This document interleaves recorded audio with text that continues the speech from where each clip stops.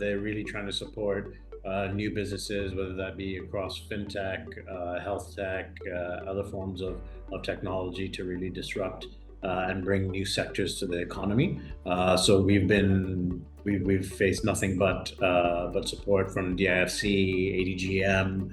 The regulators are very open to working with you to be able to bring you to market. So it's been a very pleasant experience so far.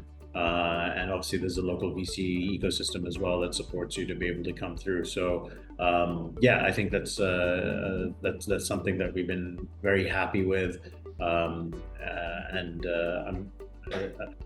we look to kind of cement ourselves further in the region.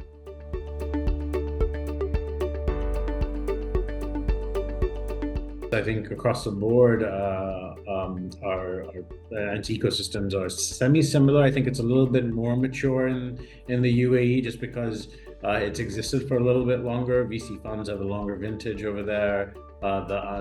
You've had previous exits like the likes of Kareem that have happened from that ecosystem. So there's an acceptance and path to kind of understanding there. You've got, I think, more second time, third time founders, for example, in the UAE or the Middle East in general versus in Pakistan, because it's just so new when it comes to a venture funding standpoint.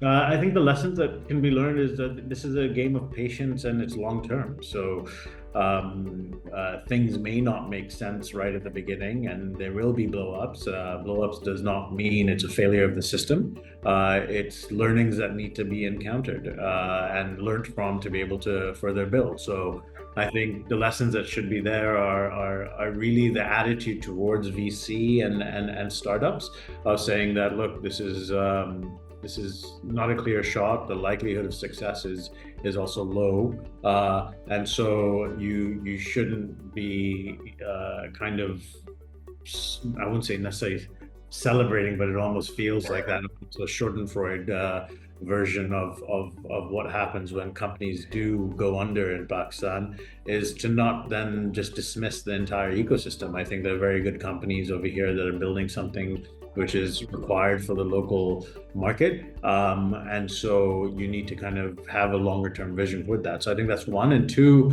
is trying to solve the problem, getting capital to the right businesses. So I think it's getting that growth equity in place so that when the tide turns, for example, like it did last year in Pakistan, that there is dormant capital sitting there to be able to support those businesses at scale, to be able to get them to grow even larger in the country.